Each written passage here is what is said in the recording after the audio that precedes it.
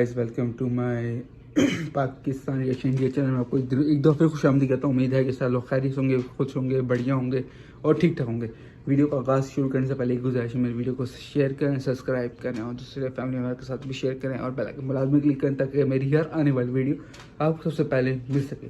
तो आज जिस वीडियो प्रश्न करने वाले हैं वो ये है कि पूरा जो यूरोप कंट्री है वो पता नहीं भारत को मनाने में लग गया है। किस चीज़ के बारे में, ये कुछ क्या नाम है उसका, हिंदी में लिखा हुआ है जो कि मैं नहीं पढ़ सकता कि मैं हिंदी पढ़नी नहीं आती। तो चेक करते हैं कि ये क्या है, इस वीडियो का क्या निकलता है। रिएक्शन करते हैं, फिर आपके साथ वीडियो को देखते हैं, फिर रिएक्शन करते हैं, आपके साथ शेयर करते हैं क्या बात है क्या नहीं है। तो उम्मीद है जो भी होगा अच्छा होगा, क्योंकि भारत बड़ी ज़बरदस्त कंट्री बनती जा रही है। Let's go, let's begin, 1 2 3 go. Hello guys, welcome to Pakistan India reaction. तो कैसे हैं आप सब? उम्मीद है आप सब बढ़िया होंगे, मजे में होंगे, खुश होंगे, आबाद होंगे। मेरा नाम मुदस्सिर है। आज वीडियो काफी ज्यादा कमाल की होने लगी है। वीडियो का जो टाइटल है वो है 50 देशों का प्रस्ताव, भारत को मनाने में लग गया पूरा। अच्छा, 50 स्टेटों का प्रस्ताव है। ये कुछ इनको पढ़नी आती हो हिंदी, मुझे पढ़नी नहीं आती हिंदी भाई, सीधी बात। यूरोपियन यूनियन मतलब पूरा यूरोप इस टाइम भारत को मनाने की कोशिश कर रहा है। किस मामले में मनाने की कोशिश कर रहा है? पहले वीडियो देख के जानते हैं। 50 देश लगे हुए हैं, 50 कंट्री लगे हुए हैं भारत को मनाने के लिए। पहले वीडियो देखते हैं फिर हम बात करते हैं भारत को मनाने के अंदर। क्योंकि हमें पता नहीं किस चीज से मनाने में लगे हैं, क्या सीन है, किस मामले में लगे हैं, ये तो पहले हमें नहीं पता किस मामले में मनाने लगे हैं। भारत की शरण में आए हुए हैं। हां भाई, जल्दी देखते हैं, बाकी बातें करेंगे बाद में। छोटे मोटे फन भी होने चाहिए, डिस्क्रिप्शन में छोटा मोटा फन भी होना चाहिए वीडियो में, वीडियो चलाते हुए ताकि आप इंटरटेन हो। दोस्तों, यूक्रेन यूरोपीय देशों की गले की हड्डी बन चुका है। शुरुआती दौर में तो सभी यूरोपीय देशों ने अमेरिका की बात मानते हुए यूक्रेन को काफी हथियार सप्लाई किए और इस युद्ध को काफी बढ़ावा दिया, क्योंकि उन्हें लगता था कि इससे वे रूस को कमजोर कर देंगे और अगले कुछ महीनों में रूस युद्ध छोड़कर पीछे हट जाएगा। लेकिन सच्चाई पूरी तरह से अलग थी, क्योंकि रूस ना तो पीछे हटा और न ही यूक्रेन युद्ध खत्म हुआ, बल्कि अब तो यूक्रेन युद्ध की गर्मी यूरोप के हर हिस्से तक महसूस की जा सकती है। मौजूदा समय में यूक्रेन युद्ध को 1 साल से ज्यादा हो चुका है और अब यूरोप को ना कि सिर्फ यार अमेरिका ना यहाँ पे सॉरी मेरा गला एकदम से पत बैठ गया। अमेरिका यहाँ पे पेट्रोल वगैरह महंगाई करके ना यूक्रेन की हेल्प पता नहीं क्यों कर रहा है, समझ ही नहीं आ रही। यहाँ पे हर चीज़, ये जो बाइडेन आए अभी जो मेरे प्रेसिडेंट बना, वो हर चीज़ महंगी से महंगी कर रहा है हम लोगों के लिए। हमें फंड रिलीफ भी नहीं दे रहा। यहाँ पे ये होता है कि जब आप टैक्स भरते हो ना, हर साल टैक्स वापस आते हैं। इन्होंने मना कर दिया है जो बाइडेन कंपनी है कि हमारे पास कोई मनी नहीं है, इस साल कोई टैक्स आपका वापस नहीं आ रहा। इसने साफ साफ हर चीज़ मना कर रही है। पता है, और इस साल इलेक्शन भी है और इस साल जो है भाई ट्रम्प भी वापस आने वाला है। पूरा अमेरिका अब ट्रम्प के साथ खड़ा हुआ है, इसके साथ कोई भी नहीं है। ये इसने बहुत अमेरिका का बुरा हाल कर दिया, इसने जो बाइडेन है। आर्थिक नुकसान हो रहा है, बल्कि इससे यूरोप में स्थिरता को भी काफी चोट पहुंची, क्योंकि यूक्रेन युद्ध की वजह से यूरोपियन देश अपने रक्षा बजट और हथियारों में ज्यादा खर्च करने पर मजबूर हो चुके हैं और उन्हें इस बात का डर सता रहा है कि जिस तरह से उन्होंने यूक्रेन की मदद की, अगर रूस ये युद्ध जीत जाता है तो ये सभी यूरोपियन देशों के लिए काफी शर्म की बात होगी। इतना ही नहीं, बल्कि यूरोपियन देशों के लिए सबसे बड़ी परेशानी तो यह है कि वे रूस के खिलाफ संयुक्त राष्ट्र पर कोई बड़ा कदम भी नहीं उठा सकते, क्योंकि रूस खुद संयुक्त राष्ट्र सुरक्षा परिषद का स्थायी सदस्य है। ऐसे में जब भी कुछ बड़ा करने की कोशिश करते हैं तो रूस खुद उस प्रस्ताव को वीटो कर देता है।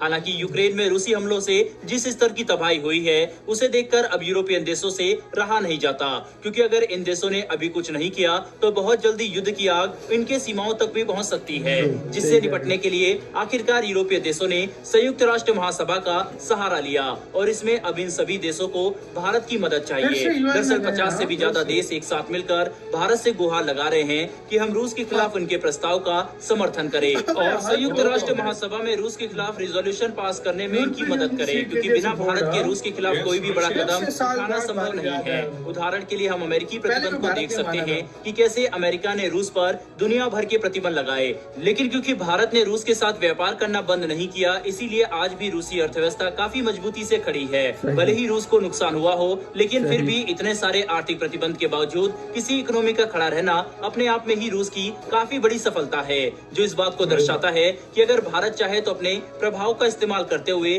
किसी भी देश की किस्मत तुरंत पलट सकता है। और अब यूरोपियन देशों ने भी इस बात को मानते हुए भारत से लगातार बातचीत कर रहे हैं। दरअसल यूरोपियन देश संयुक्त राष्ट्र महासभा में रूस के खिलाफ एक रिजोल्यूशन पास कराना चाहते हैं, जिसके तहत यूरोपियन देश चाहते हैं कि रूस तात्कालीन तौर पर अपने सभी सैनिकों को यूक्रेन से बाहर बुला ले, युद्ध को खत्म करे और तुरंत सीजफायर का ऐलान करते हुए बातचीत की तरफ आगे बढ़े, ताकि युद्ध खत्म हो और हालात धीरे धीरे सामान्य हो सके।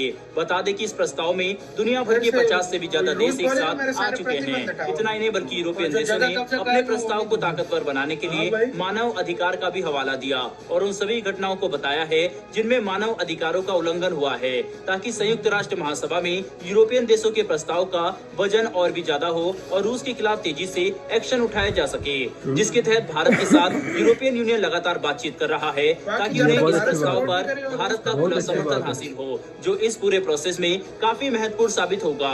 दोस्तों, हैरानी की बात तो यह है कि अभी तक संयुक्त राष्ट्र में रूस के खिलाफ जितने भी प्रस्ताव लाए गए हैं, भारत ने उनमें से अधिकतर पर वोट करने से ही मना कर दिया।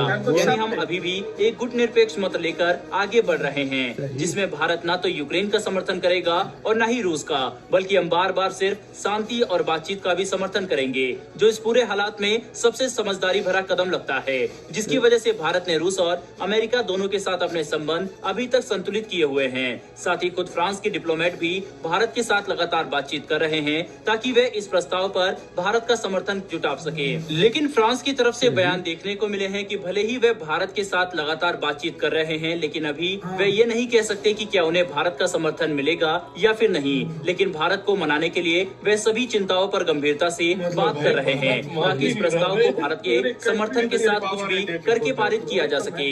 कुल मिलाकर समझने की कोशिश करें तो यूरोपियन यूनियन में यूक्रेन युद्ध को खत्म करने की तिलमिलाहट साफ तौर पर देखी जा सकती है, जो इस बात को दर्शाता है कि आने वाले समय में ये देश भारत पर और भी दबाव बनाएंगे, ताकि हम रूस के खिलाफ अपनी नीति बदले और यूरोपियन देशों को समर्थन दे। लेकिन दोस्तों, आपको क्या लगता है कि क्या भारत को संयुक्त राष्ट्र महासभा में यूरोपियन यूनियन द्वारा लाए गए इस प्रस्ताव का समर्थन करना चाहिए, या फिर हमें अभी भी अपने गुटनिरपेक्ष पॉलिसी पर ही आगे बढ़ना चाहिए? आप इसके बारे में क्या सोचते हैं? अपनी राय कमेंट बॉक्स में लिखकर जरूर बताइएगा। साथ ही अगर आपको ये इन्फॉर्मेशन और वीडियो पसंद आई हो तो वीडियो को लाइक करके हमारी वीडियो पे लाइक करें भाई उनकी। मेरे हिसाब से जो 50 मुल्क जो यूरोपी हैं और वो इंडिया को कह रहे हैं कि करें, लेकिन मसला ये है कि इंडिया का जो है अपना ताल्लुक बहुत ज़्यादा है रूस से, बहुत ज़्यादा है, क्योंकि इंडिया बहुत ज़्यादा एक्सपोर्ट वगैरह करता रहता है इंडिया से, चीज़ें हथियार वगैरह हो गए और चीज़ें हो गए। तो भाई ने सवाल पूछा कि हमें करना चाहिए कि नहीं करना चाहिए इंडिया को, सॉरी हमें नहीं, इंडिया को। मेरे हिसाब से इंडिया को इससे करना भी चाहिए और नहीं भी करना चाहिए, वो इनके ऊपर डिपेंड करता है। मैं इससे कुछ नहीं कहूँगा, मैं कहूँगा ना करें या करें वो आप पे ही छोड़ते हैं हम लोग। आप मुझे कमेंट में लाजमी बताएं कि करें कि ना करें, वो आप बताएं मुझे, मैं नहीं बता रहा, आप मुझे बताएं करें कि ना करें। मैं कहूँगा हाँ भी ना भी, अब दोनों जुमले इस्तेमाल करूँगा, हाँ कर सकते हैं और ना नहीं भी कर सकते, वो आप लोगों पे छोड़ता हूँ मैं। लेकिन भाई वीडियो बड़ी इंफॉर्मेटिव थी, बहुत ज़बरदस्त वीडियो थी। सारे ममालिक मिल के इंडिया पे जोर दे रहे हैं कि वहाँ जाए एक अमन का मुआहिदा करें जाके। तो गाइस मेरे ख्याल में तो करना चाहिए अमन का मुआहिदा, क्योंकि इस तरह यूरोपीय ममालिक की हार होगी, यानी हार भी नहीं होगी, जीत भी नहीं होगी, नॉर्मल होगा। लेकिन अगर ये वॉर करना रुका गया, फिर ये यूरोप की तरफ जा रहे हो, एशिया की तरफ भी आ रहे हैं ये सब कुछ, ये जो जंग के जो वो असरात होंगे, ना कि यूरोप की तरफ जाएंगे, एशिया की तरफ भी आने हैं वो जंग के असरात। और ये हो सकता है इसके थ्रू एशिया भी मेरे ख्याल से जंग में उतर जाए, कोई पता नहीं, क्योंकि जिस तरह वो अमेरिका मदद कर रहा है यूक्रेन के पास तो कुछ है नहीं, वो अन्य वा फायर वगैरह कर रहा है, तो इस तरह रूस भी जो जंग में है वो कहीं दूसरी कंट्री तक ना आ जाए। क्योंकि अमेरिका जो मदद कर रहा है ना, वो सबसे बड़ी गलती कर रहा है अमेरिका, क्योंकि अमेरिका यहाँ पे उनको अपने बंदों को कोई एहसास नहीं है। यहाँ पे अभी थोड़ी देर पहले एक, यहाँ बाल्टीमोर में रहता हूँ, बाल्टीमोर में ना यहाँ पे अभी क्या कहते हैं, एक उसको होबर वाले को लूट लिया कालों ने, बैठे गन दिखाई, और वो था इंडियन हिंदू था, वो सिख था, वो सिख को लूटा है उन्होंने यहाँ पे बंदूक दिखा के, उसको लूटा ऐसे। क्योंकि होबर वालों के तो ये होता है आपके पास पैसे नहीं आते, डायरेक्ट अकाउंट में पैसे जाते हैं, तो उसको गन दिखाई उसको बैंक में लेके गया, बैंक क्योंकि यहाँ एटीएम जो होते हैं बैंक के बाहर लगे होते हैं, एटीएम में से उसके सारे पैसे निकाल के छीन के भाग गए।